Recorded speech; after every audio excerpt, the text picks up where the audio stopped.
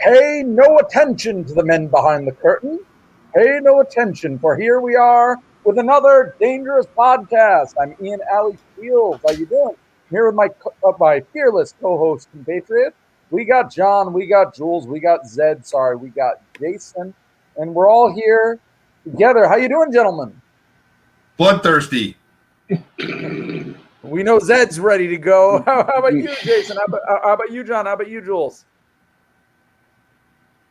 I'm doing all right. Yeah, I'm doing good. I'm doing good. Whatever. John, I'm a little concerned. You doing okay, man? Me? Yeah. I'm always doing okay. Yeah, no, I'm doing good. Just kind of work's been kicking my ass lately. Man. I know. That job you have running down and just killing every person that you see for Zardoz. Like that's a job. It takes its toll on a person. It does after a while. Police and all that, they frown upon it. Yeah. But you gotta do what you love. Yeah, I mean, yeah. They say you dress the job you want, which is why I always walk around with a red diaper with suspenders and thigh-high boots. Yeah, of course, if you're listening or you're just tuning in right now, we are already jumping right into references to the movie we just watched. A little film called Zardoz. But hey, Pito's here. Good to see you. Requested by Pito, I believe. Yes. Okay. And I gotta say, back in the early days of A Dangerous Podcast, Pito Royo, who would comment all the time, would jump in with suggestions, which I would summarily dismiss every time. We're still never going to do Manos. Sorry, that's just not going to happen. But Zardoz, I didn't want to go for Zardoz. I'm glad we did. Pito, as usual, sorry I was being a jerk. Thank you for pointing out Zardoz. And Pito's not the only one who pointed out Zardoz. A few people have requested it. Yeah. Yeah, And I can see why. It's a movie often named when you're listing off like the worst movies of all time. I will, but according to Rotten Tomatoes, this is not his Sean Connery's worst movie. I would absolutely agree with that. I would in no way say it's. And I would agree with that. Is it that Highlander, the other that we keep almost Highlander watching? 2? That was number 2. Yeah. Like, listen, I'm gonna. Zardoz. We're gonna dig in. Yeah, John, we're gonna dig into this tonight, and I'm gonna tell you, I actually don't know where I come down on Zardoz at this point. I don't think I like it, but I in no way think it's as bad. It deserves to be on any list of the worst movies ever made. No way should it ever be there. Like that's a list that I take seriously, and Zardoz does not belong on that list. I saw a review on IMDb of it, and I think they put it pretty well. They said it is the most brilliant bad movie ever made. Yeah, like I respect that comment. I just want to throw it out there that according to Rotten Tomatoes, this is not Sean Connery's worst movie, or his second, or his third, or his fourth, or his fifth. This is, according to Rotten Tomatoes, this is his 17th worst movie. Oh, interesting. Okay. That sounds correct. John, could you read me, please, 1, 2, 3, 4, and 5 worst? All right. I don't think you've ever heard of one. I'm gonna. Okay. I guess you haven't. It's called Sir Billy. Billi. Oh, that actually sounds familiar. It's like. And I encourage you to look up the trailer. It's hysterical. Okay. He actually came. He actually came out of retirement to voice this. I think everyone knows he retired after League of Extraordinary Gentlemen. Yeah. He came out to do this animation. I think it was done by a Scottish guy, and he wanted to support him, and whatever. But like the animation is so bad. Like you have to see this trailer. And yeah, is that the Dragon movie? The dragon No, movie? I don't think. No, there's no dragging in it. No, Okay. that's like not Never mind. Thunderheart, not Braveheart, like Dragonheart. That's what that one was. Never mind. Yeah, Okay. no, Okay. let me. Yeah, that So- might be on here. Number 2 is Highlander 2, The Quickening. Yep. Okay. No surprise Absolutely. there. Number 3, does anyone remember Meteor? Oh no, I don't. Synopsis: After a shower of meteors is discovered to be hurling towards Earth, an American scientist, Sean Connery, and his Soviet. Hang on, I think I have to change it. Anyways, stars Okay. Natalie Wood. Oh, I'm not going to read this whole fucking thing. Okay. All right. No, it's Two more. It's too fucking long. So okay, Meteor, 5% on the tomato meter. And what do we have after Meteor? Give me 2 more. All right, give me a second. The Avengers. Everyone remember the Avengers, Yeah, 1998? that wasn't good. Yeah. Yeah, that wasn't Ralph good. Fiennes, Uma Thurman. He didn't even Yeah. star in it. He was, He was the villain. He was the villain. he was the villain, right? That was a pretty forgettable movie. I don't know if that was one of the worst. Yeah. Like I remember, weird and mediocre. I saw it in the theaters, and it has made no impact on me. Aren't there like teddy bears that attack people? I think Something like that. Something There's like something going on there. Something Okay. going on there. And you want number 5? Number I'm on 5, number 5. is A Good Man in Africa, 1994. Yeah, Colin that movie. Reels, sucks. Yeah, that Joanne movie Whaley, sucks. Louis Gossett Jr. Well, I mean, I don't know how he Louis got Gossett- Louis Gossett Jr. is good in everything he does, but like, oh, by the way, we have Sharon right now who said we could start choosing movies by the worst movie of a famous actor. That's a pretty good way to start doing this. If we're ever running out of topics, I think that's a good method. I was worried that you were going to say Outland in all of that, Jules. Oh. And I would have gone to the mat saying this has no idea what it's talking But you know about. what, number 7? Number 7 is A League of Extraordinary Gentlemen. Yeah. What do you think of that? Oh, that I didn't movie's think it was terrible. that bad. Okay, no, it's all right. I'm going to tell a story right now about Sean Connery. All right, Sean Connery, like he auditioned for Han Solo, just like everybody else did. Like he auditioned for Han Solo, and in Star Wars, and he was offered it, and he turned it down. And Was he? Oh, I didn't know that. yeah. And I think I might be making up this next part of the story, but I don't know. Like, he was offered something in Lord of the Rings. And He was offered the wizard. Gandalf? Gandalf, Saruman? yes. He was offered Gandalf. Yeah. And he turned offered it. Gandalf. Yeah, and he turned it down. And whenever anybody asked him about it, he always said, like, why did you turn down Star Wars? He said, I didn't understand it. Mm-hmm. Like, imagine I didn't understand it. He didn't get it. He wasn't a nerd. He wasn't a nerd. I was a Wookiee. Like, he didn't understand. How come he I didn't can't see understand any Star women in Wars. this movie? So he turned it down. Lord of the Rings. He's not a nerd. He doesn't know anything. He didn't understand what Lord of the Rings was. And he fucking understood Zardoz. Okay. He picked up that script. He picked up that script and he said, I have to Zardoz be in in your this. red pants already. No, we're talking about other and so then League of Extraordinary Gentlemen comes out, and he says, I don't understand it, but I didn't understand all of these other hits, so I might as well give this a chance. And so that's how League of Extraordinary Gentlemen happens.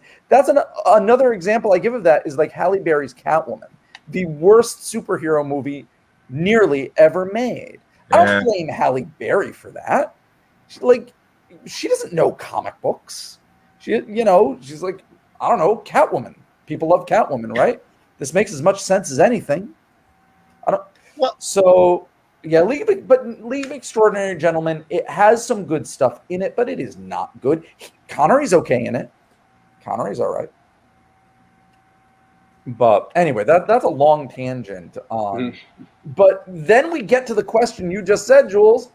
But he does understand Zardoz. Let's put a pin in that, because I want to come back to that, everybody. All right, pin number 1, Jules, you keep track of it. All right. Okay. So are we ready to go? Are we ready to jump into the magical mystery tour that is Zardoz, everybody? John, are we at mission go? Are we at launch here? I'm as ready We're as at I'll ever launch. be. All right. And Okay. yeah, John Borman's movie. Can I just kind of give my thoughts on it real Please quick do. before Please we do. jump in? I really didn't think this was that bad of a movie. I thought, Thank you, John. and I didn't think it was bad. I thought it was more weird than That's it was what bad. That's where I was with it. It wasn't a bad movie. It was just really out there. It was really fucking weird. But I didn't think it was bad. I know it was trying to be good. I just didn't think they had the right budget. They didn't have the right director.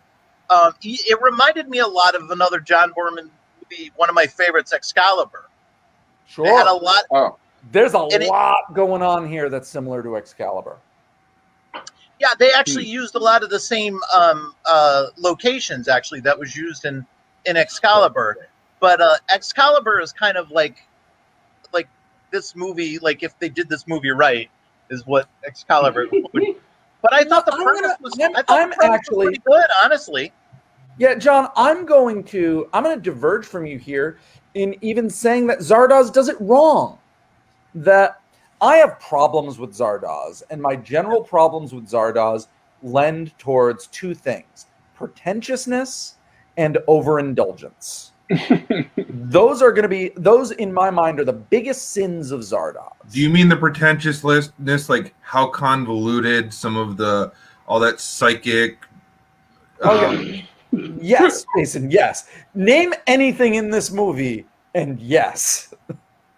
But we'll get there. We'll get there. All right. A little backstory on this movie. I don't know if anyone knows. You know, John Borman again. He hit it out of the park with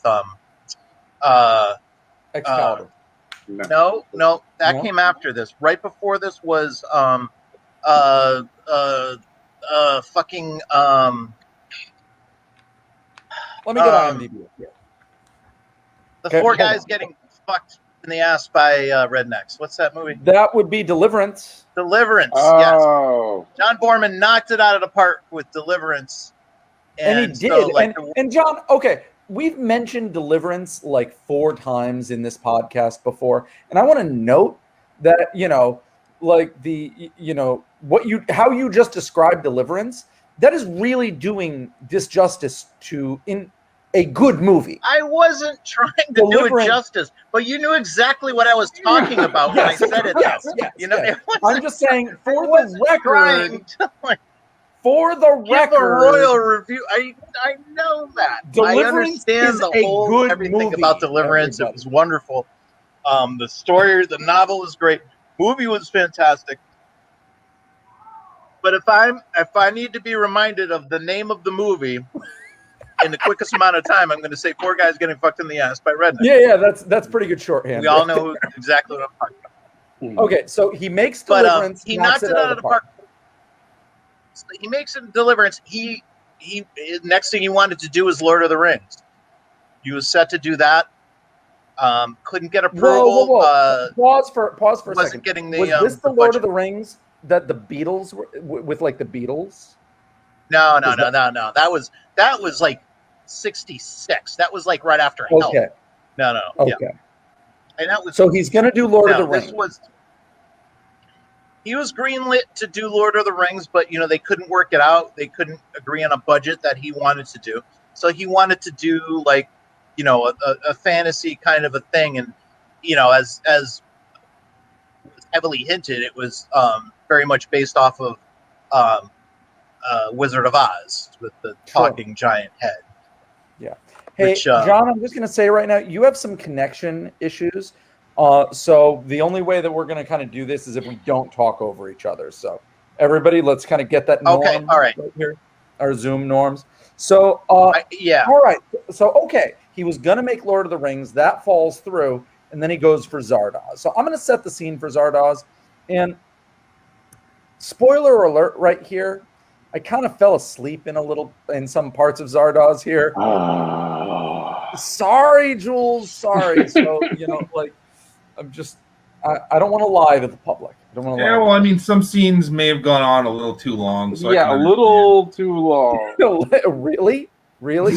Okay. So the movie opens with like a pastoral kind of countryside and a bunch of riders and No, it doesn't people. open with that. That's not how it starts. Oh no! Okay, wait. There's like a guy with a wait, towel on his head with a mustache I would drawn like on. to. The movie does start with a prologue.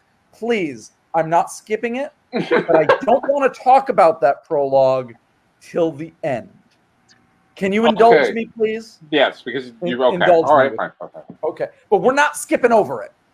Understand that there is a prologue. As long as it'll be addressed at some point.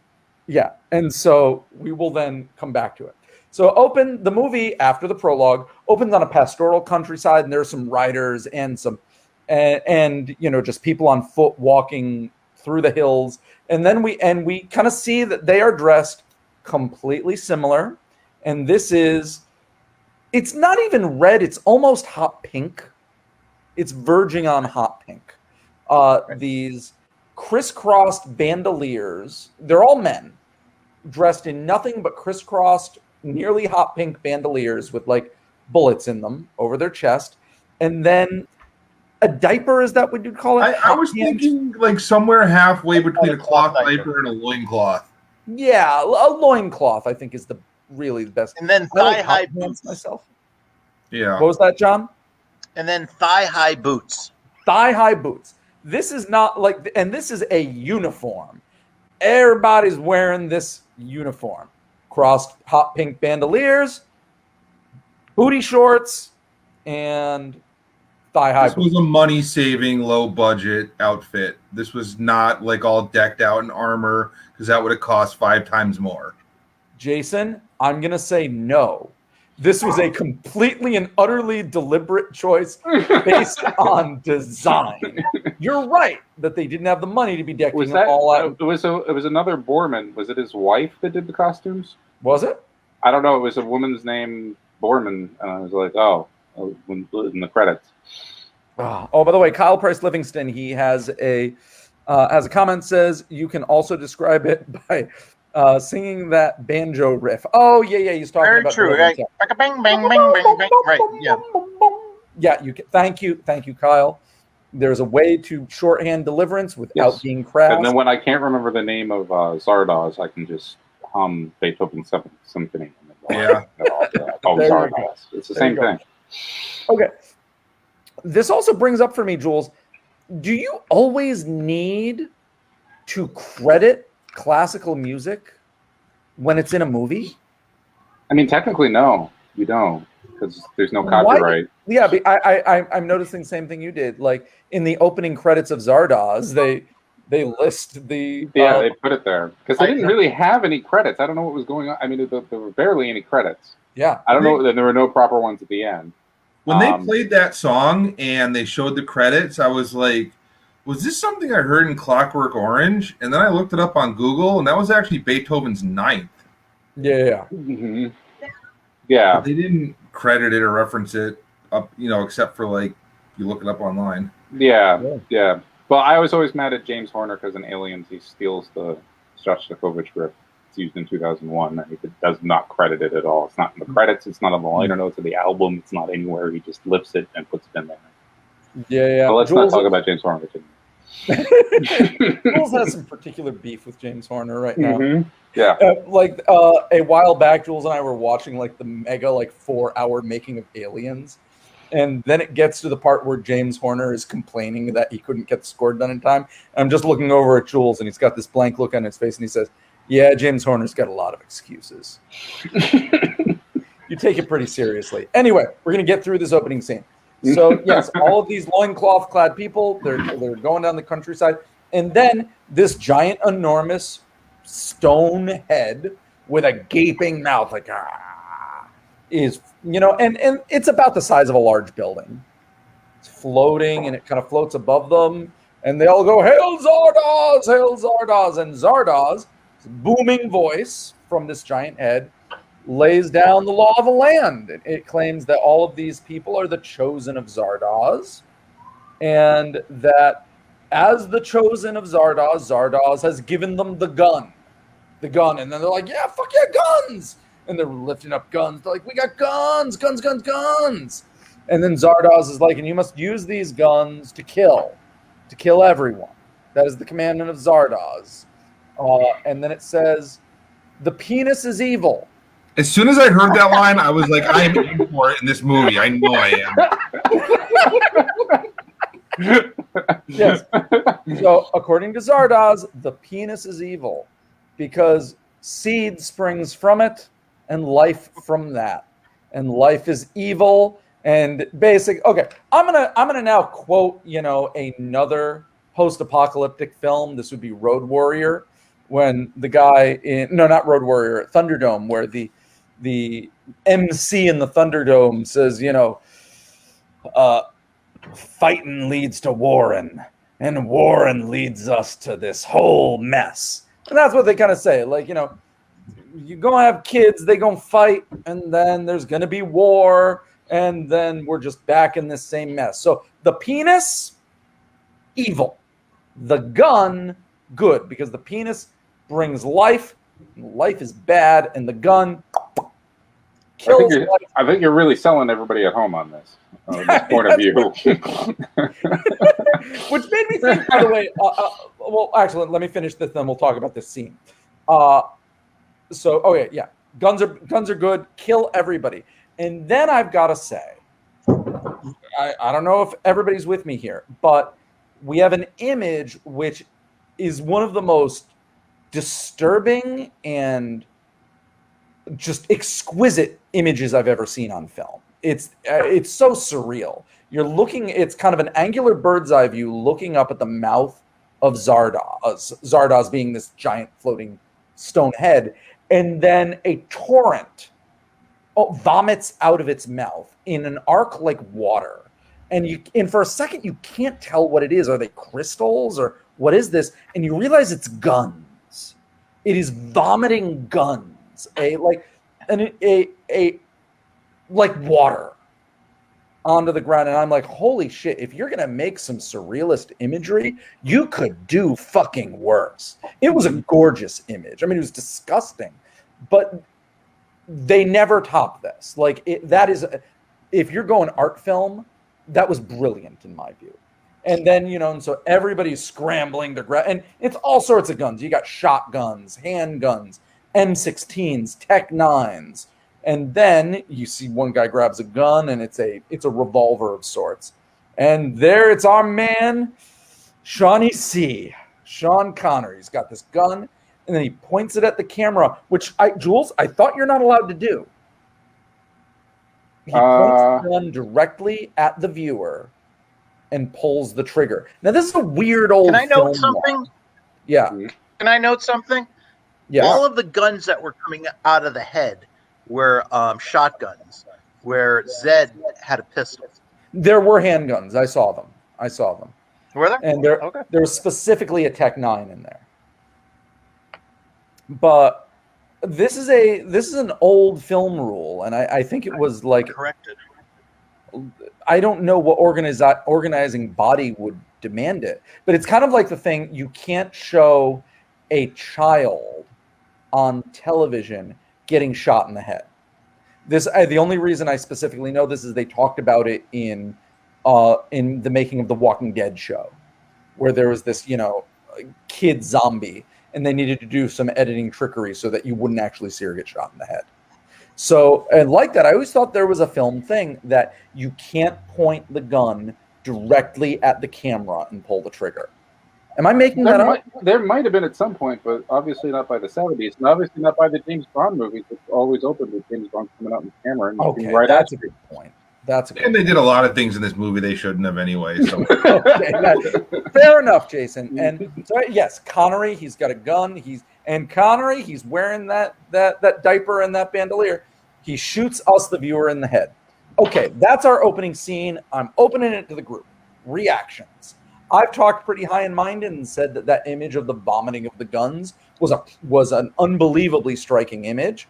What do you guys think? How did this opening of this movie tickle your fancy? Is anybody a Rick and Morty fan here? Does anyone remember the parody? No, wait. They do a I'm a parody. Rick and Morty fan. Oh, that's totally what that was, huh? Which You mean the music contest thing? So that was one, but then there's another where it's actually it's actually Zardoz, the Zardoz head that they used, and it was throwing up. I forget what it was throwing up, but it was no. They actually parodied it. Intergalactic, interplanetary music contest, singing contest. Yeah. That was based off of it, and then they just did a direct parody where they actually had like a Zardoz head doing something. But okay, I just don't remember the episode. But like, sure. Any reactions? What did you guys think? What like this movie is opening? Anybody have any reactions? Well, I think it started at the right spot, too. Yeah. So we didn't, I don't know. What did I see? I don't know if it was on this show or if it was just in general. But there's kind of a tendency in a lot of movies to put you through the tedium first. Mm-hmm. So if a person was doing Zardoz today, we'd have an hour of Sean Connery in like regular world or something. Mm-hmm. You know what I mean? Before Sure. he goes over. And this starts at exactly the right time because it's like, no, we're not dealing with that. We're going straight into the crux of the matter and the weirdness of it. We're just going straight in, and I think it was good timing. Yeah. So, yep. Okay, I remember that. Mm-hmm. We're looking at a picture from Rick and Morty. Yeah. Okay, I remember that. So, all right, we're gonna move on from here, and so Connery then infiltrates the floating head. Okay, he digs himself out of some sand, and now he's inside the head. And I gotta tell you, this was was this brilliant? Was this? I don't know what it was. I thought that I had spaced out. I thought that I had just been distracted and was thinking my own thoughts, and I had no idea how Connery ended up in that head. Mm-hmm. And I'm like, oh God, do I have time to rewind this so that I can talk about it on the podcast? No, I'm sure I'll figure it out. No, in fact, so what, did they just cut to him inside the head? How did that happen? That's exactly how it got. Then 2 hours later, they explain it. Yeah. And I was like, oh, thank God, I didn't just completely miss this. Yeah, so Connery's in the head. He's walking around. He's got his gun. He sees a bunch of bodies shrink-wrapped in plastic. And then he sees a dude wearing kind of like wizard's robes, and he shoots him. The guy turns around and goes, oh, why did you do that? I would have told you everything. Ah! And then he falls out of the Zardoz head. Okay? Everybody's with me? Good. Then the head lands in kind of, I don't know, what would you call it? Like rural England? Like a farm. I think it's Ireland. Ireland, okay. It was a mountainside where it was like even more sparse than a rural area. It was just like nowhere. Sure. And so Connery gets out of there and he starts exploring. Oh, okay. Yep. This is anybody remember Community? Of course. Who was also done by Dan Harmon, who does Rick and Morty. Sure. And he's a little obsessed with the movie, I think. Yeah. I think he's got a... For the record, for those of you listening at home, that is the character Starburns wearing the requisite red bandolier, crisscrossed, and loincloth. The Bandero diaper, as they're referring it to. Bandero diaper. Cool. Okay. So now Connery then is wandering around this place. He goes through like a flour mill, and then he goes inside of a house. And it's kind of just a weird, like 70s decked out, like just farmhouse.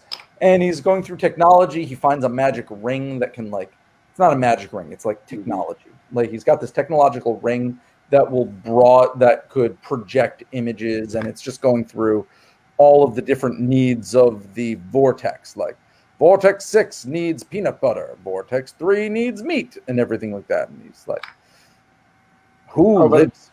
Yep. Oh, but on the wall, they have the evolution chart that has Oh, weird people. That was a good way of just letting you kind of know what's going on. Yeah. What are they called again? I can't even remember. I saw it don't an hour remember. ago. Yeah. He looks at it. He looks at a wall, and there's like, everything from apes all the way up to humans, and then post-humans, and so on and so forth like that. Okay. So that's going on. He's trying to figure out who's who, what's what. He then leaves. He's kind of walking around, and then he sees some naked ladies. Everybody. And then he meets one naked lady who starts using mind powers on him and knocks him out.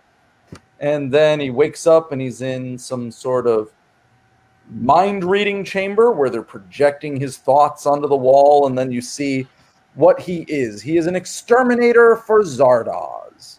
And it shows his life as an exterminator for Zardoz, just running down people, shooting people, killing people, raping women, everything like that. That's his life. That was the life he was living. He then mentions is this where he mentions this scene that he was allowed to mate? Yeah, I think so. Yeah. I it says think like so. Zardoz chose my mother and my father, and he chose me. Only we were allowed to breed. Okay. So that's been going on. People are going to get kind of weirded out by that. And there are two women, very hot 1970s ladies that are discussing the fate of this brutal, which is what Sean Connery is, discussing his fate. The woman May, who is a scientist, says, we should keep this dude around. We should study him. We don't know how we got into the Vortex. That's their town. It's called a Vortex. It's got force fields all around it. We'll move on. Kyle Price Livingston just said, brain projection, a.k.a. my greatest nightmare. So they're discussing the fate of Connery the Brutal. May thinks we should study this dude, and Consuela, that's the other woman, says we should just kill him. And May says, let's put it to a vote. We're going to put it to a vote. And there we go. Reactions, everybody. Any thoughts so far? Yeah, this is where it just is like, it's just like, it goes, if you thought, the beginning with the floating head and the rest of it was enough, and then you get to this part, and it's just like, no, it's just going to keep going. It's just going to keep throwing more weird shit at you the entire time. There was a floating head. Now there's a telepathic lady. Yeah, and now they're all standing around with their bizarre language and customs and things, and just like, yeah. Those actors were like some amateur theater group. Like that's what they think of. I think outside the stars. I mean, I think was that a weird choice? I mean, I guess maybe it's better to talk about it at the end, but I kind of feel like the main people all did actual acting, but everybody else was just like community theater, like pantomiming and making weird faces. I'm just like, what the, it's just like, and I think that's, I really, people make fun of the effects and so forth and the rest of it, and I don't really care. But I think that, like, literally, if they hadn't done that, this wouldn't be as considered as bad of a movie. It's just like, it's just like, like the way people are behaving is just so like not credible. Yeah, but anyway, that's a good point. John, anything so far? Jesus. No, at this point, it's just sort of like, I don't know. Okay. No, I don't have a lot right now. Okay, I got something here. Jules, Jason, John, every time and there are a lot of these scenes, and they're really difficult to watch. The exterminators exterminating, just the bandolier loincloth people riding horses, gunning down people, stabbing people, raping people. It's an endless amount of footage of this. And it's always terrible. But like every person they're killing, all of these like civilians, these innocent people they're killing, they all have that same costume, which is business people in the post-apocalypse. When you think about this, everybody's always wearing a disheveled suit. Mm-hmm. Yeah, it's weird. Take a look at what I'm wearing right now. I've got this, white button-up shirt. Like, imagine this with a loosened tie, soiled. That's what everybody's wearing. Like, there was no variety in costume. It's just like, oh, well, this credit union just survived the post-apocalypse, and now they're just getting gunned down by Sean Connery. It's what they all look like. Yeah, and on a beach, it's like you're wearing a suit on the beach. Yeah, they're all wearing, double-breasted, soiled three-piece. That's my only comment on all of this at this point. Okay. Now, for the next, I don't know, 40 minutes, 6 hours, I couldn't tell. Like, this is what we get. Connery experiencing the world of the Vortex. And what it is it's a, force field in community of super smart, psychic, post-human, hot people that live forever. There is no death. The scientists that created this place conquered death. They're immortal, and they just kind of live here doing their thing. That's what it is. And Connery meets a few people. He meets a dude named Friend. That's his name. His name's Friend. And Friend is kind of like, oh God, I don't know. He's kind of like Paul McCartney-ish. He's got this kind of aloof British thing. Yeah. Maybe a, not like, who are the Monty Python people? Who are they? I don't know. Bunch of them. What's that? Oh, you mean like Eric Idle or something? Eric Idle. He had a very thank you. I was trying to put my finger on who that guy reminded me of. Yeah, he had kind of an Eric Idle vibe going on, and he's kind of this trickster.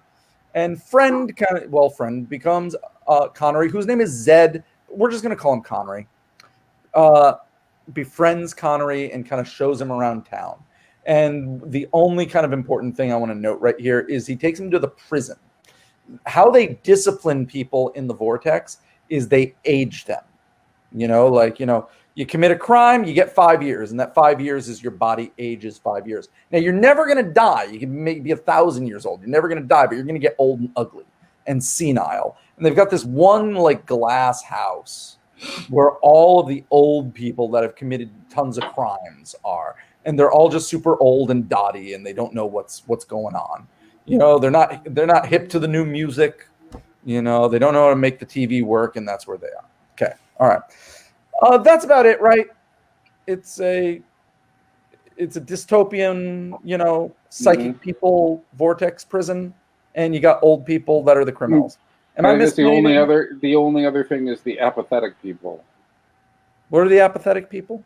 The apathetic people, the people that just stand around and stare out into space. They're not like it just happens.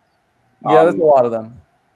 Yeah, but they were specifically, it was a growing problem, and that's why they had to. That's why Connery had to start enslaving people for Zardoz to grow wheat. Was that there were too many of the immortal people were just standing around and staring off into space. Oh, okay. Yeah. Because in his, when he was explaining to everybody his life, there is and then we started taking slaves, and then they were growing, and then Zardoz told us they needed to grow wheat. Oh, thank you, Jules. Yeah. And everyone's like, "Did you need wheat?" He's like, "No, we ate meat." And okay. Yeah, I mean, I guess they had a low carb, gluten free diet over there. Yeah, they're all keto. So I guess I am skipping a fact that earlier on there was kind of a little trial for Connery where they're deciding whether they're going to kill him or not. May wants to study him. Consuelo wants to kill him. We get the two camps right here. Friend thinks he's interesting, and there's a vote, and everybody wants to keep Connery because isn't it crazy that we got this hairy weird guy here who's a monster from outside? So all right, that's how he ends up there. And then it just keeps going on like that ad nauseum forever, and I fell asleep, and I didn't mean to, but it was just so boring. There's this. I will say this. This I loved. It isn't even an effect. It isn't even an effect. They have to demonstrate that there's a force field around this place. And sometimes they do it on the nose. Like they just put a sheet of glass there. Yeah. And they have someone like press their face up against it or something like that. But that's not the coolest thing they did. The coolest thing is that at one point, Connery's walking over the hills and he sticks out his hand on an invisible wall. There's not glass there. It's just Connery doing it. And he drags his hand across the invisible wall, and they have a sound effect of like electricity, like as he does it. And damn if it wasn't perfect. If that wasn't like creative sound effect filmmaking at its best. Like, anyone else find that really cool? I thought it was great. Yeah. For the record, Jules is nodding. Maybe it was just because I woke up at that moment and that's what I saw. Okay, so that's when you woke up when he went out to the wall. Was it the first time he went out to the wall, I guess? Yeah, I think so. Okay. Yeah. What's confusing about that, I guess, is because his friends were there on the other side, kind of far away. Yeah. His other savage friends. Yeah. But like that's not like that's a thing that they just retroactively put on, like deal with retroactively. Yeah, like I always thought that they had established that Connery had no idea of this place, that like this vortex was outside of, you know, who knew where it was, but apparently anyone can just walk up and see inside. Yeah, I guess nobody went to the edge or something, I guess. I don't know. Okay, so this goes on for a hell of a long time, and I don't need to go over everything.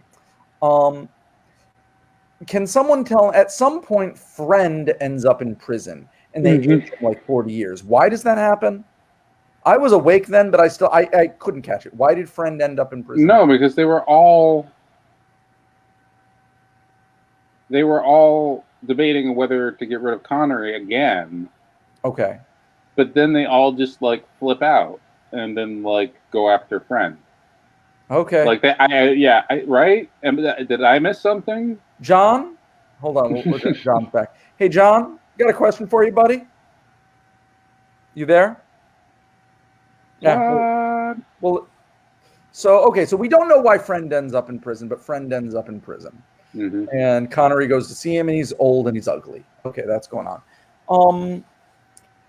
Sorry, guys, I'm back. Yeah, we got a question for you. Do you remember when Friend ended up in prison and he was all old? You with me there? Apple.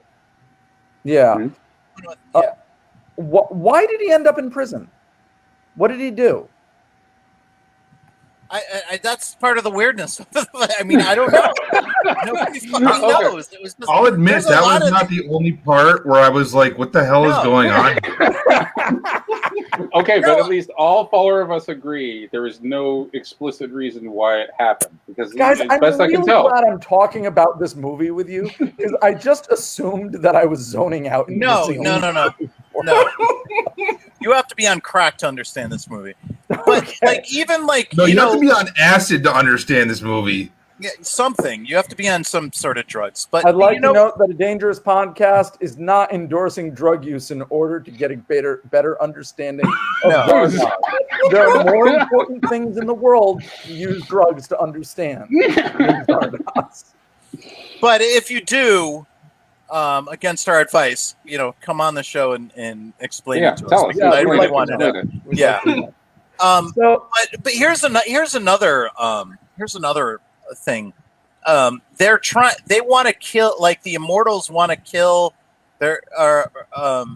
Zardoz wants to kill I forget their fucking names. He's saying, get the guns and go kill the, what do you call it? They're the Brutals. But they're the ones farming the food. They're the ones making the food that go to the Immortals. Like, why do you want to kill them? Okay. Yeah. I think if you go back in it, and they made clear, by the way, that Zardoz was this guy, was it Alex? I forget his name. but he got Yeah, that guy. we're not supposed to talk about him yet. That's your No, rule. no, because they make it clear. Yeah, we'll go back to the prologue, but like Alfred. Hold on. I'm gonna look in the. I'm looking in. While you're looking that up, I have a question. Arthur. Immortal, why did they need to eat? What's that? What? If they're immortal, why did they need to eat? Yeah, that's a good point. I mean, there's so many of these. Like, I mean, yeah. You know. No. But so the idea was that first they were using Zardoz to control the population of the Brutals. Just kill them off so that right. they don't get all riffraff.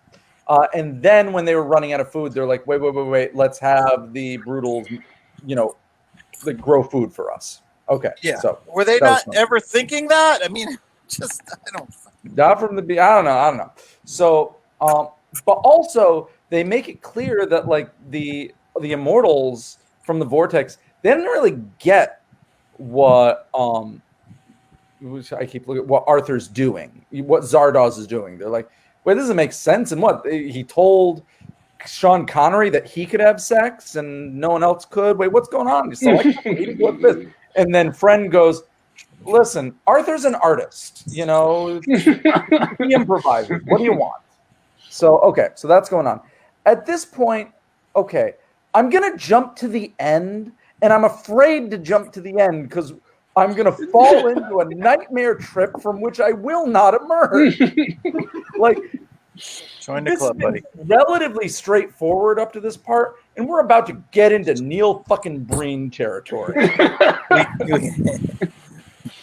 Yeah, this is what Neil Breen aspires to. We could never get away from. Wait. I'm putting a pin into that right there. That's my thing. Jules, you have yours from before. I'm doing mine. Mine is the Neil Breen Zardoz connection. Okay. That's where I'm going. Pinpoint. Oh, this is awful. Okay. Gonna return. Mm-hmm. All right. So, where does this start? Where does it start? Like, so first,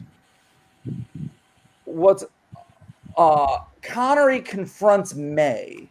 He like walks into her house and she's draped in like gauze, in like hippie gauze. And then she puts him under the gauze with her, and she's naked, really hot. And she's like, "I will help you, Connery, but only if you open your mind to me." And he does. And then, all right. Then they go into what I think later on, they went into what they must have ripped off from Star Trek, like a Vulcan mind meld. Sure. Yeah, it was. It was kind of like, she had the hands in the face and everything. Yeah. Yeah. So then you start going through Connery's memories, and he's being an exterminator, doing his exterminator job, bang, bang, pow, pow, zappity, zappity, zappity.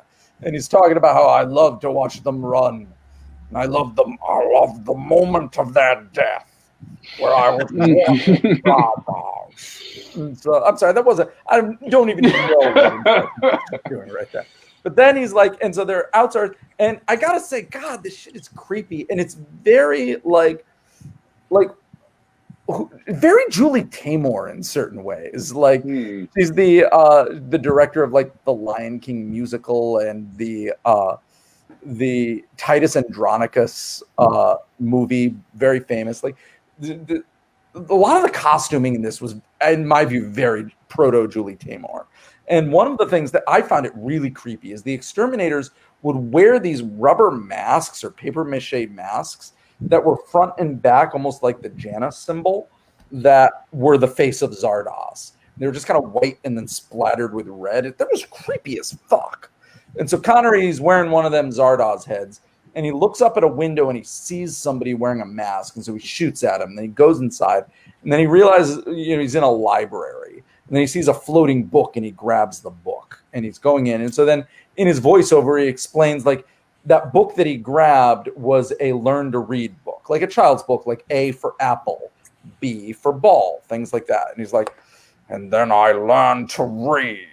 And May's like, and how long did that take? He's like, oh, it came easy. And then I was reading everything. Everything in this library, and he's reading. We didn't mention that the Sean Connery's got a genetic test and was just like superhuman or something.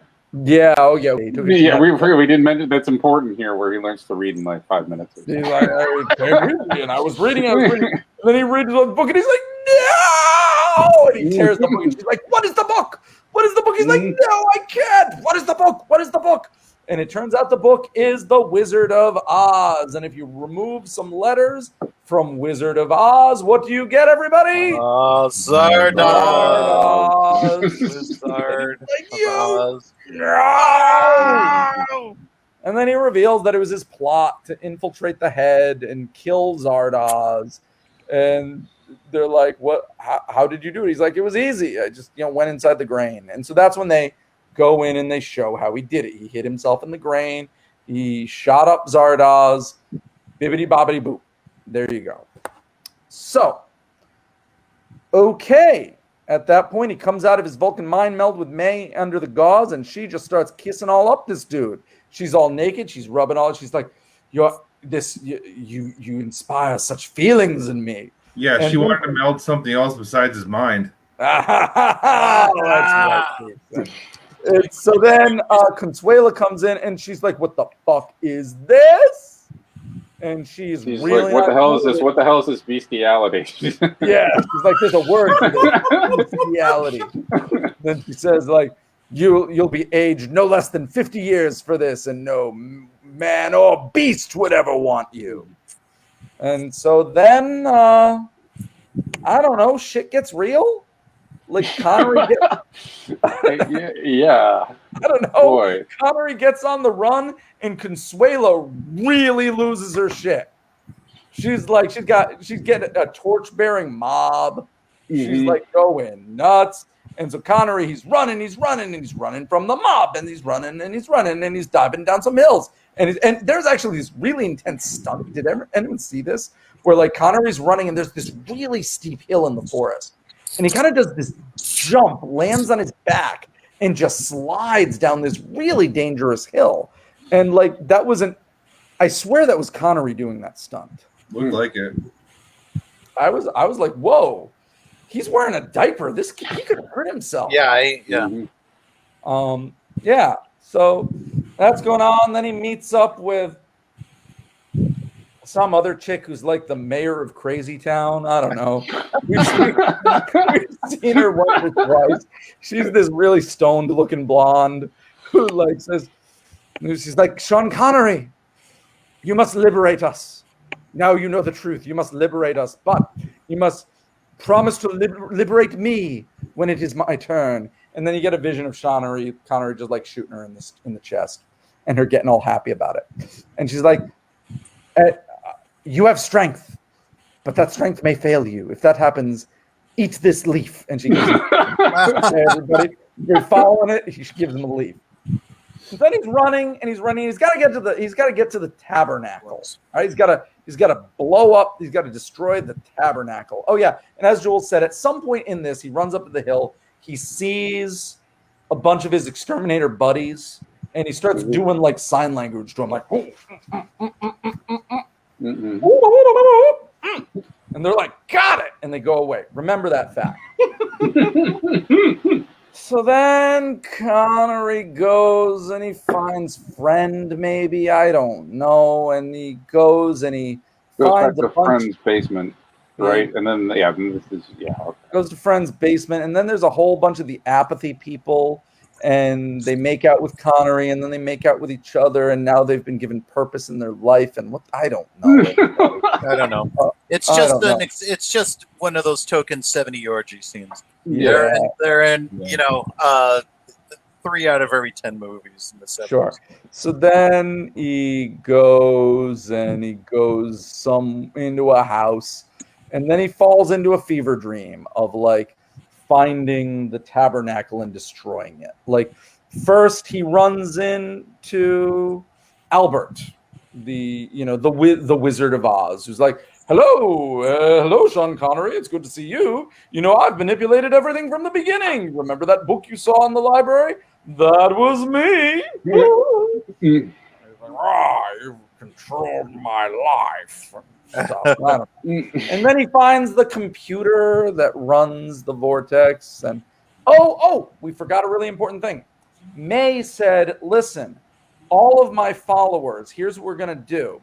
We need you to break the immortality thing. In the meantime, we are going to Vulcan mind meld all of our knowledge into you by rubbing our naked bodies up on you. And as reward, you got to have sex with all of the women here and inseminate all of us. We got 45 minutes.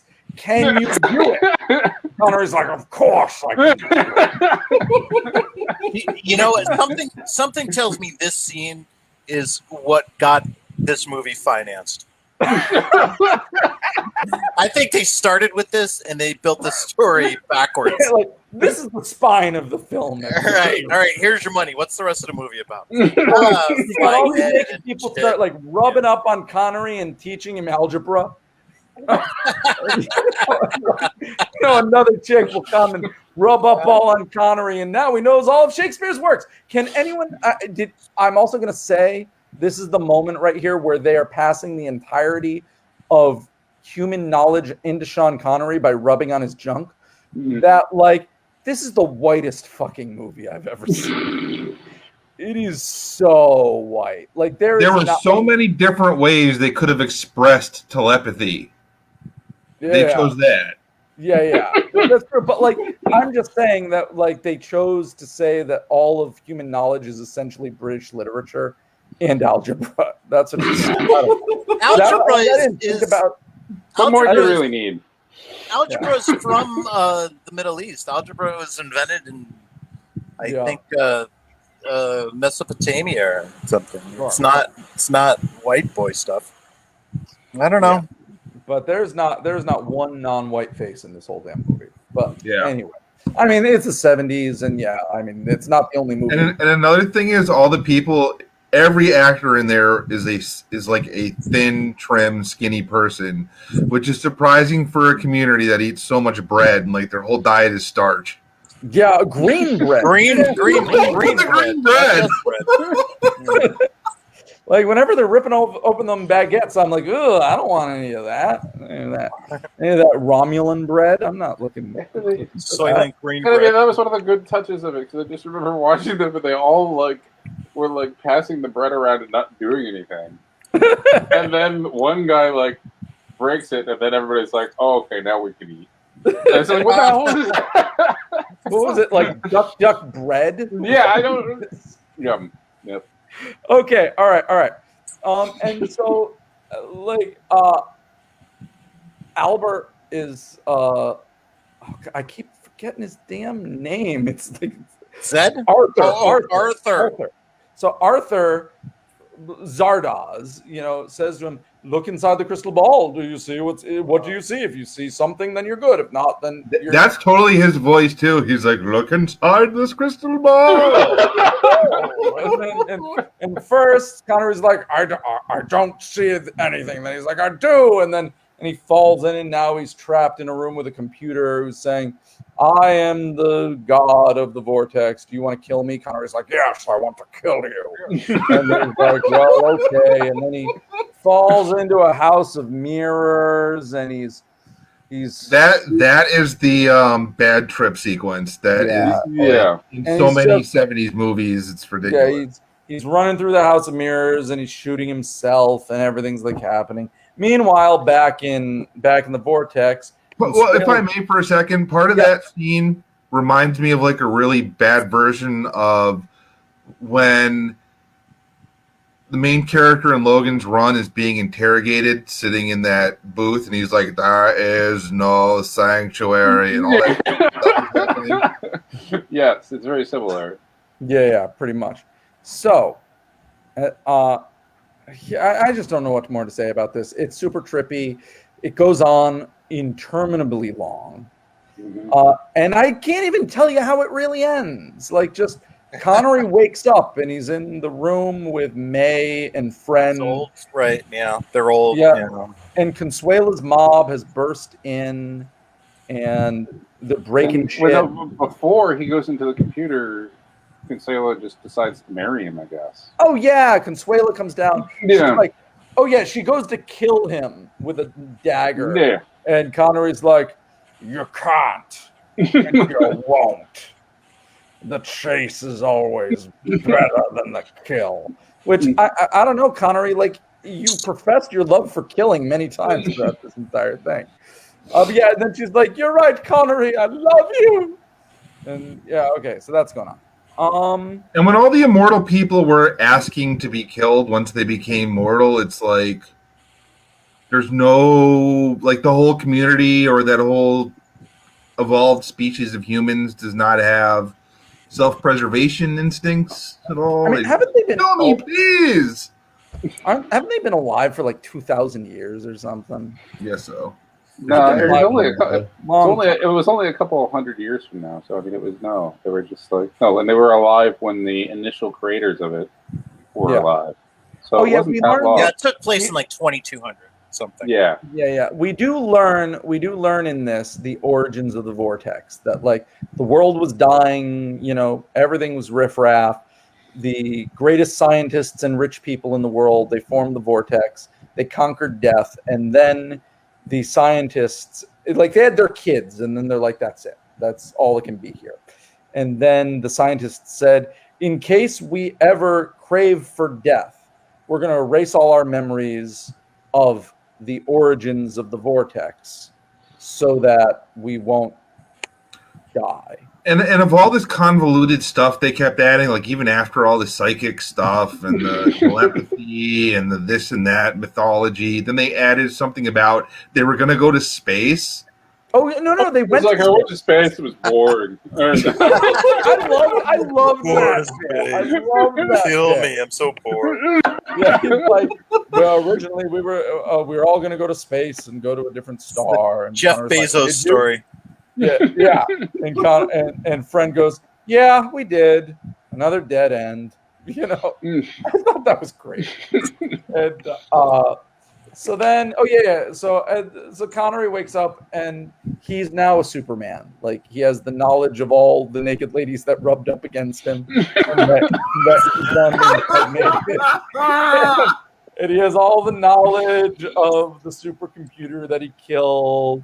And so all of the mob is now smashing everything, and he kind of uses superpowers and he reverses time. He saves everything. That was a really dramatic use of reverse photography, though, I will say.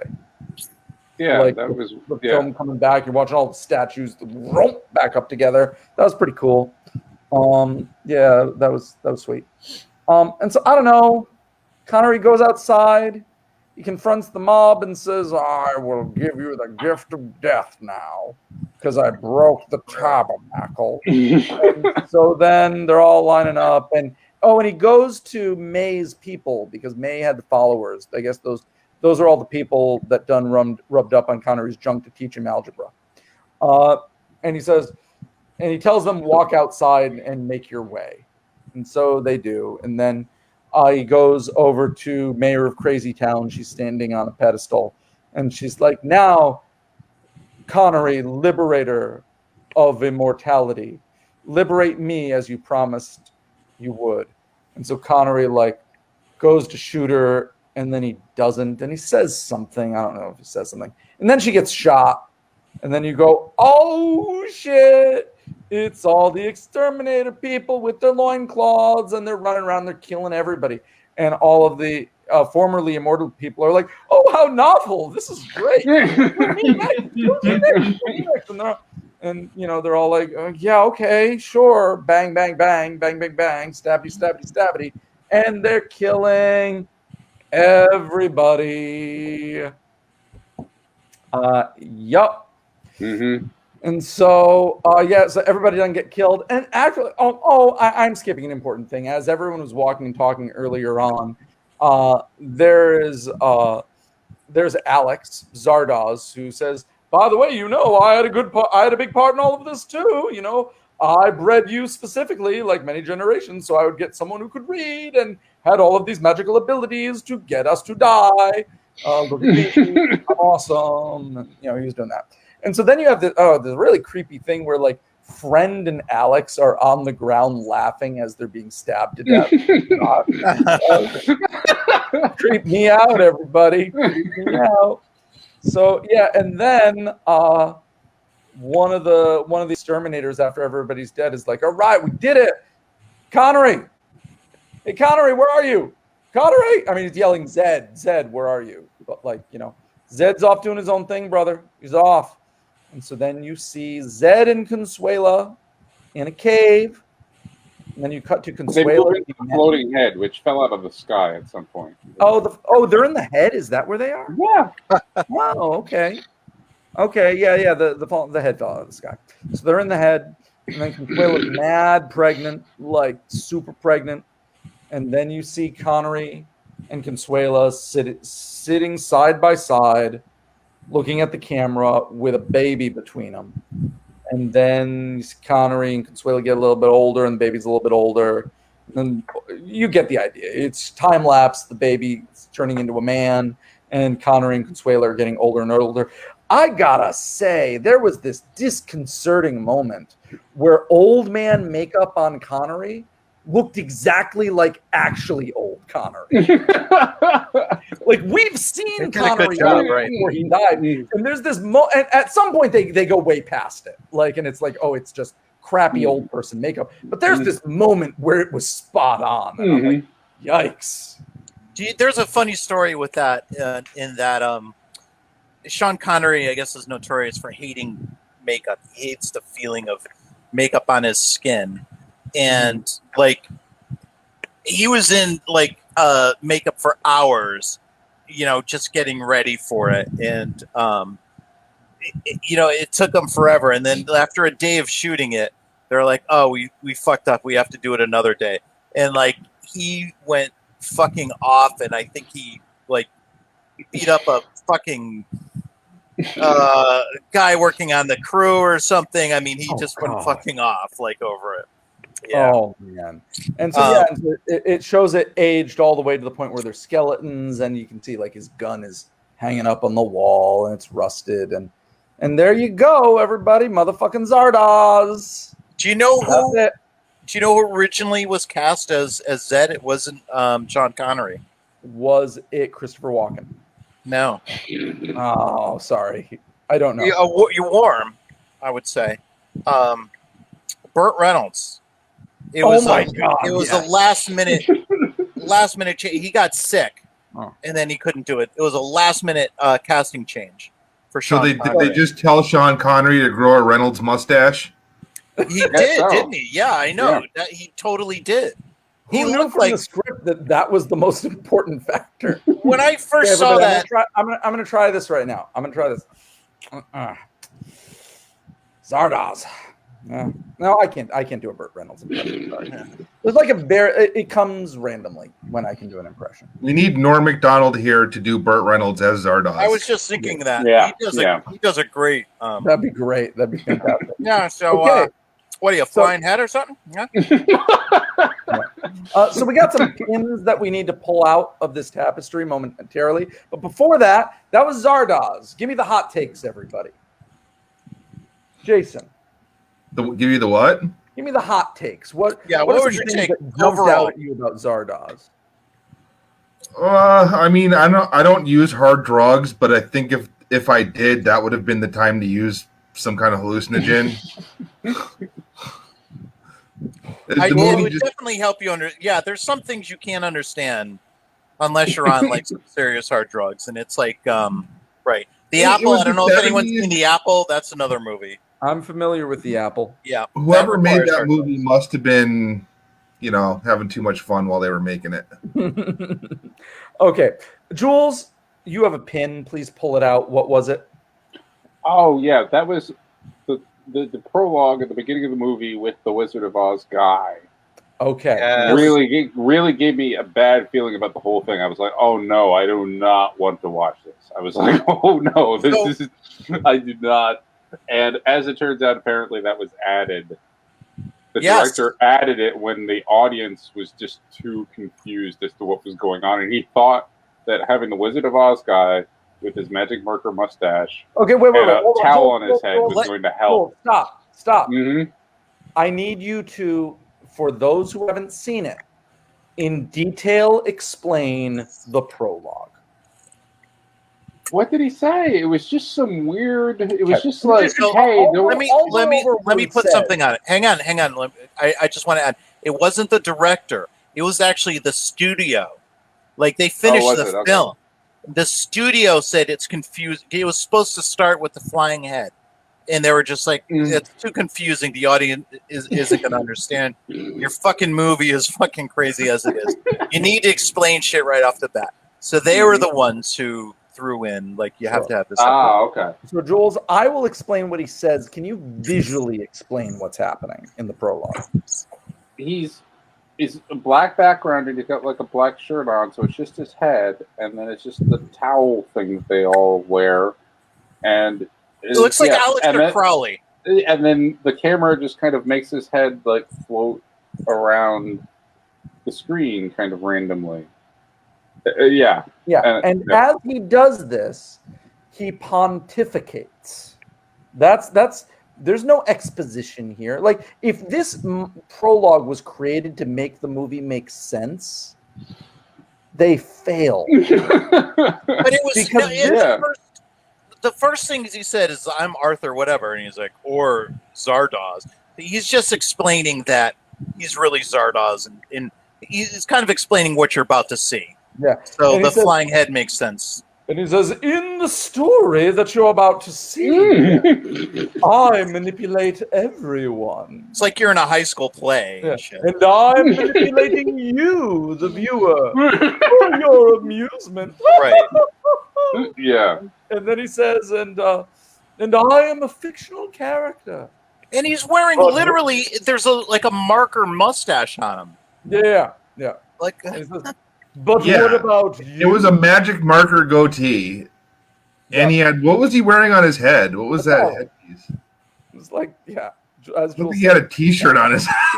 It was like an Aleister Crowley thing. I think they were going for like Aleister Crowley. Yeah. But he said, but this is the important thing here. He says, and I am just a fictional character for your amusement. That's what I would have. That's what I you. And the line is, if I can say it correctly, is what clay were you molded from? That's when I would have walked out of the theater. Perhaps God is in show business too. All right. I'm sorry, God, I cut you off a number of times there. What were you trying to say? Who? John? I was just trying to say that's when I would have got up and left the theater. Yes. Seriously, Like, it was the worst part of the movie. It was really dumb. It's so fucking dumb. Like, it was that part of the movie that made me go, like, whenever I think I'm liking Zardoz, or that it's ambitious, or that it is well composed, I think back to that prologue and I go fuck yourself. Oh, it was ambitious. And I forgive him. Like, once I heard that it wasn't his, in the studio insisted that they put that in, I kind of forgave him a little bit. But, no, it was ambitious, and, it really had its moments. This wasn't a complete piece of shit like a lot of the movies we watch. But it was just like a failed fucking attempt at something very ambitious, and just fell flat. And I'll if I may, I'll pull a John and just rename this movie. Please do. Violent Wizard of Oz. Say it again. Say it again. Violent Wizard of Oz. Yeah, that's not bad. I usually use shit in my titles, so it's like maybe shit Wizard of Oz. Yeah, maybe. or Violent Mindfuck Wizard of Oz. Sure. Or like Magic Mushroom Wizard of Oz. Yeah. I mean, my hot take on this movie is that it is ambitious. It's not stupid. Like, it is not stupid. No, it's not stupid. Fiction. There's a story there. And even story aside, like, it knows what it wants to be. And there's a level at which when I'm watching this movie, I'm going, this isn't a movie, it's a play.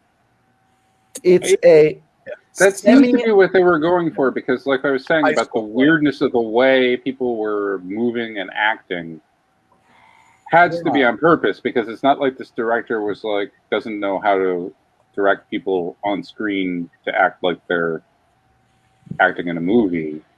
You know what I mean? It had that kind of, it had a weird community theater feel to it. Yeah, like whenever they did their arm waving pantomime making faces like oh, it's exactly like just that. Pluck these It's people out of exactly like what Jason just said. Theater group amateur hour, you know? Yeah.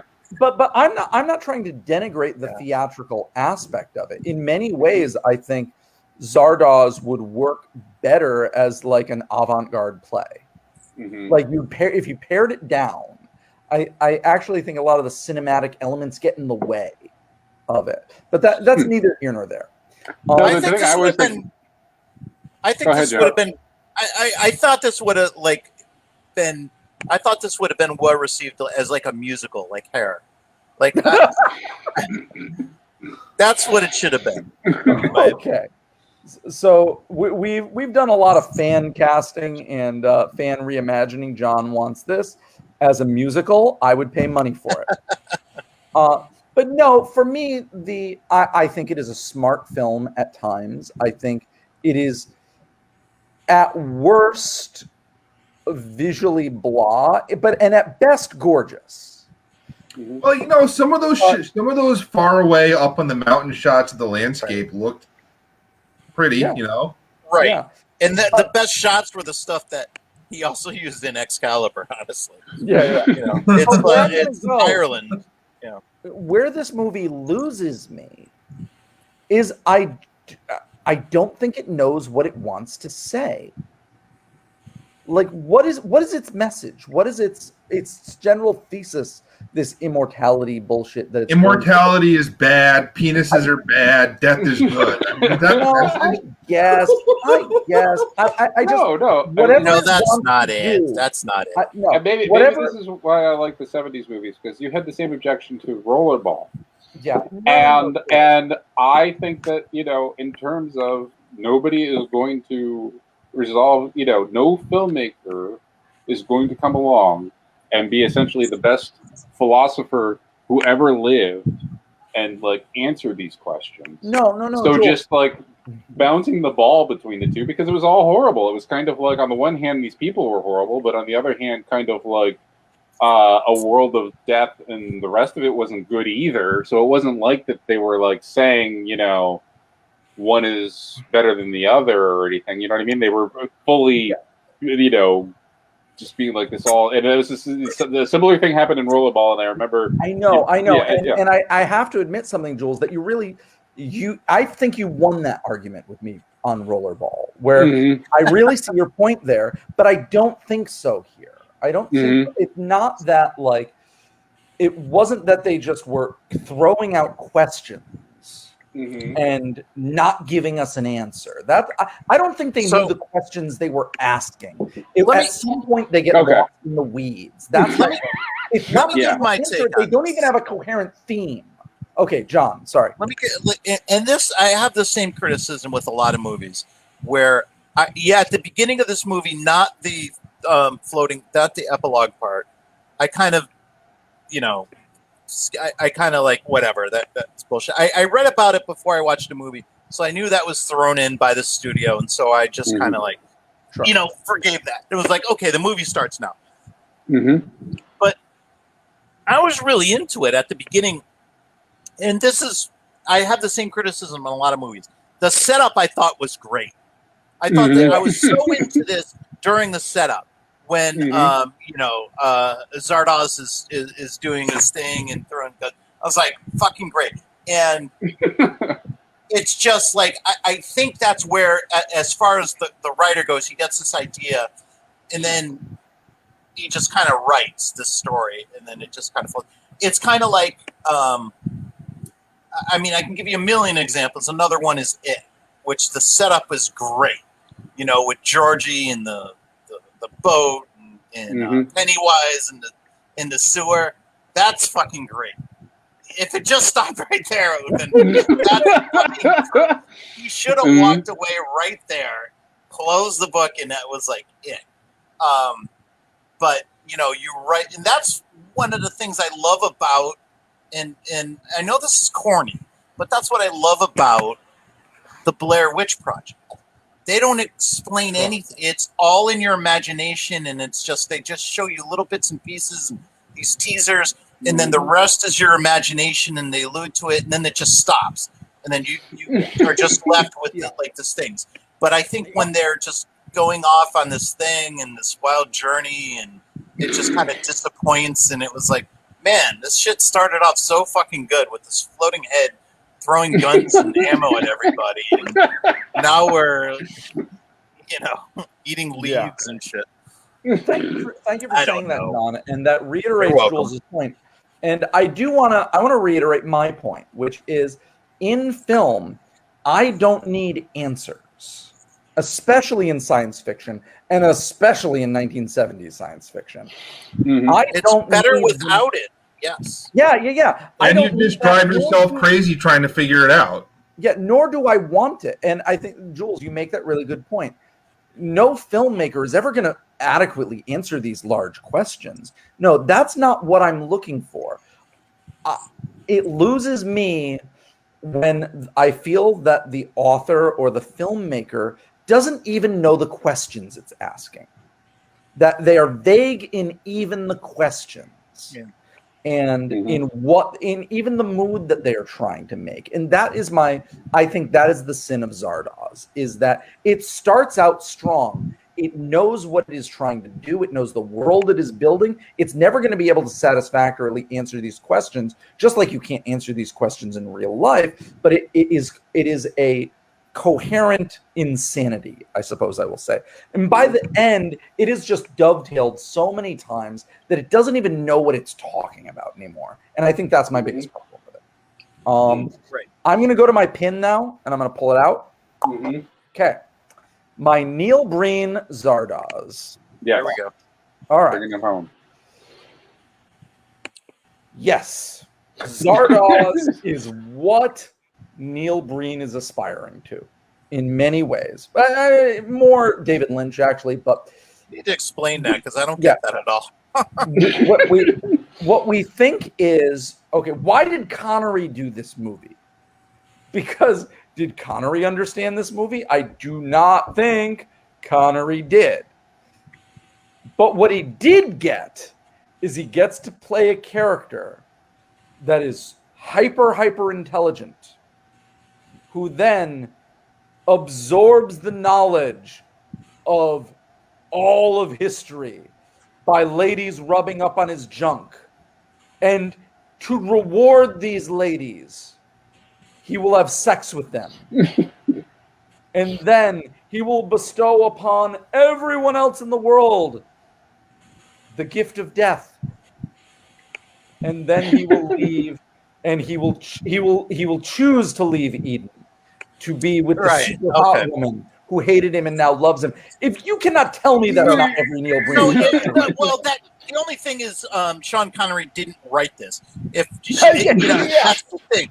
Neil Breen would have written it and starred in it, and all of these women would have. He would have wrote like these long scenes where they're just like all over him, and these poor women would have had to do it because they just want to be in a movie. I'm picturing in my head Neil Breen in the bandolero diaper. But guys, you can't tell me that the character of Zed isn't out of the Neil Breen playbook. Yes, just like it definitely, Messiah, Superman, grandiose, like genetically engineered to be the savior and murderer of everyone, has superpowers. At some point, starts controlling the world by reversing the film footage. But when we're talking about Neil Breen here, we have to say it is toned down a lot in Zed. It's Zed on steroids. Neil Breen's character. If Neil Breen watched this movie, would have looked at Zed and gone, a little weak, but I'm feeling this character. And I guess my feeling is like Right. Sean Connery gets this script. He's passed. Well, Star Wars hasn't happened yet, but he's reading the script and he goes, "Well, I don't understand any of this, but all of the ladies need to give him the world knowledge by rubbing up against my penis. I understand that.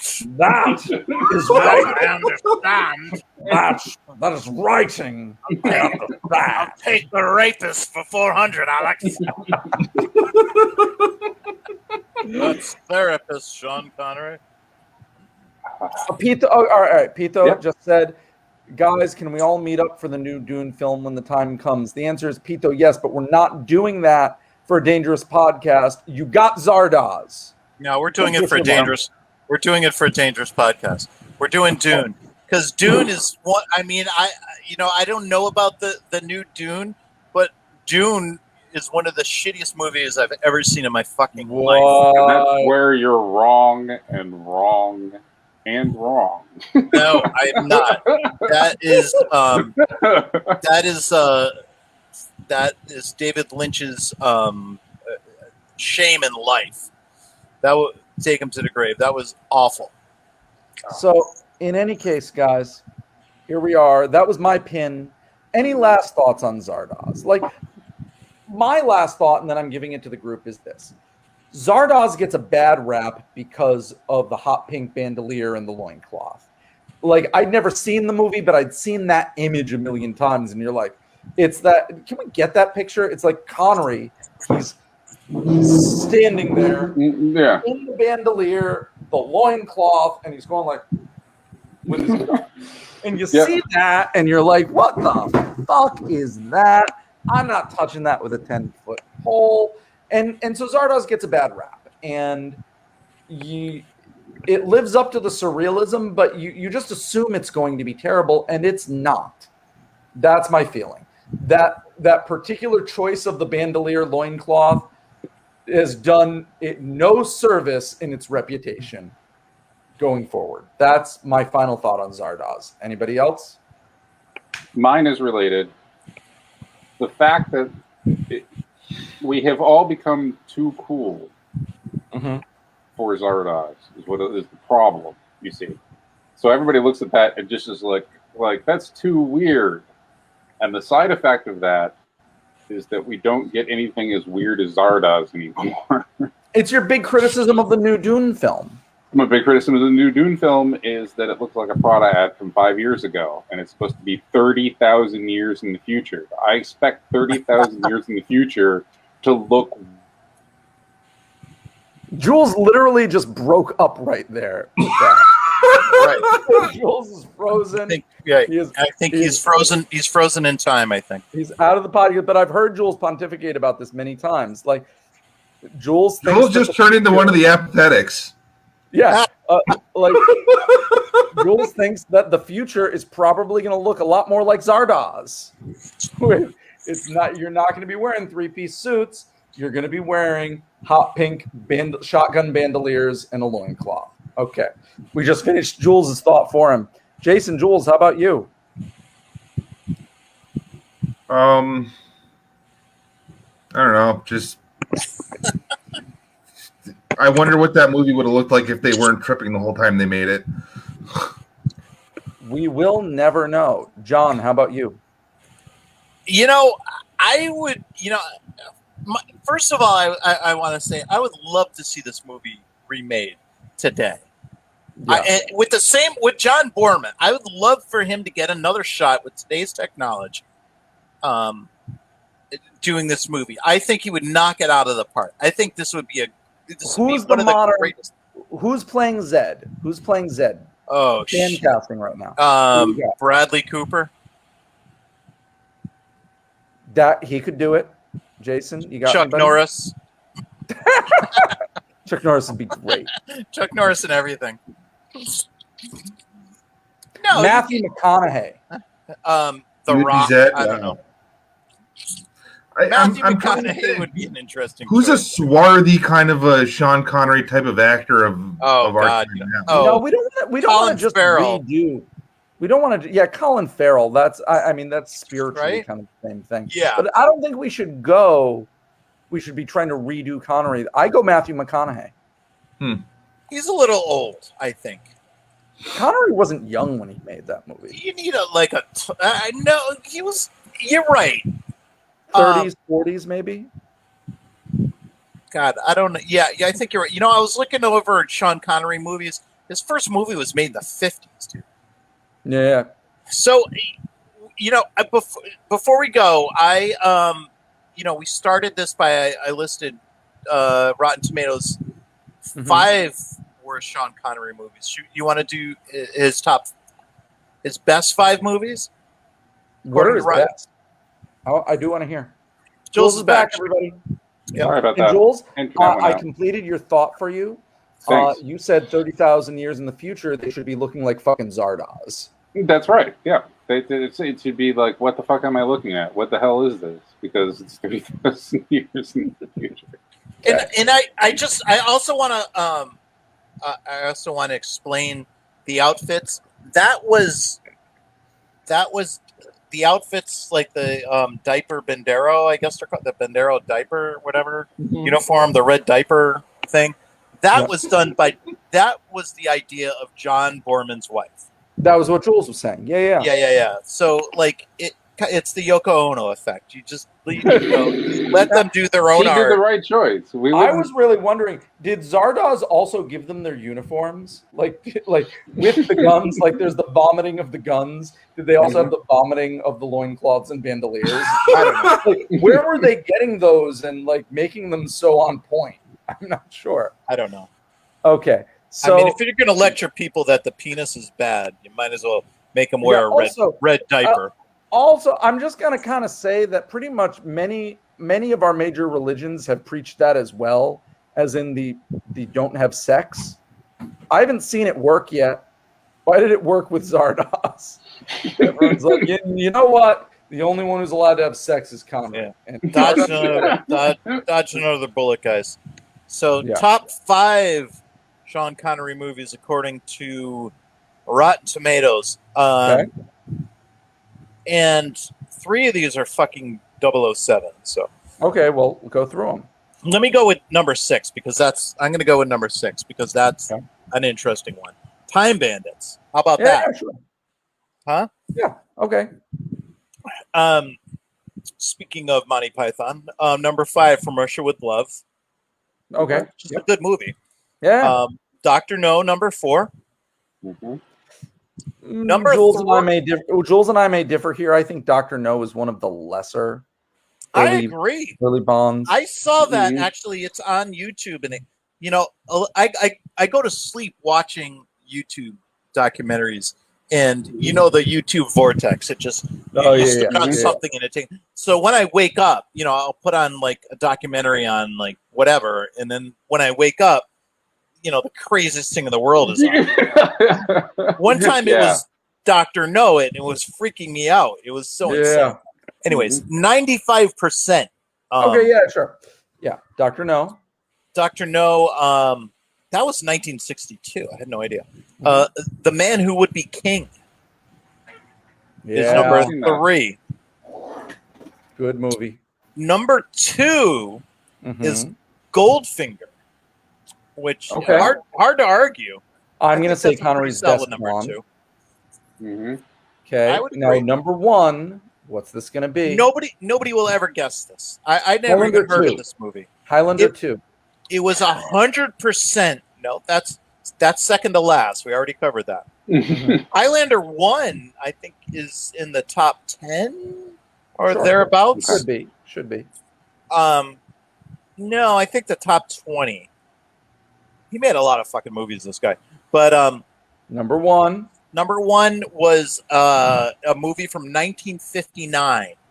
Gabriel Gill and the Little People? You got it. No. 100% fresh from Rotten Tomatoes. 100%. It's Walt Disney, right? Darby O'Gill and the Little People. How the fuck did you know that? Darby O'Gill is a fiddle player, caretaker of an Irish governor estate. Jesus Christ.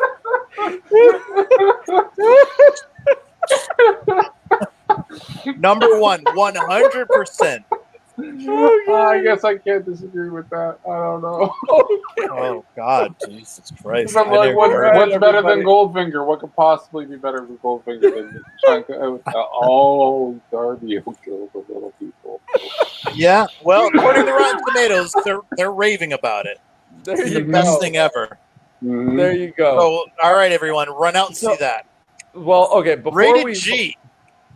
Yeah. Before we ever go to that, though, so this week we were originally going to have we're going to have a live broadcast. Well, it wasn't going to be a live broadcast, but we were all going to watch a movie together. This was Jules's pick, and then we were going to do a podcast right after it. Are we trying to do that next week? Well, Are we? listen, if we're going to do it, maybe we need to talk about this off air. But Yeah, like, we're okay. going to do it. It's got to be like on like a Sunday where we don't start watching it at 9:30, and then meaning we're going to have to like start the broadcast at midnight. I mean, if we could do a Sunday or something.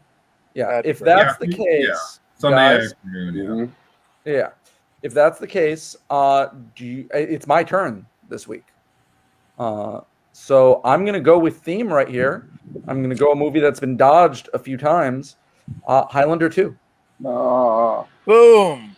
Two Boom. Connery movies in a row. Yeah, I like these themes. yeah, I like it when we keep doing the same. Okay. When we do a that's fun. series. Yeah. You know, we Canadian had series. to do this at some point. Yeah.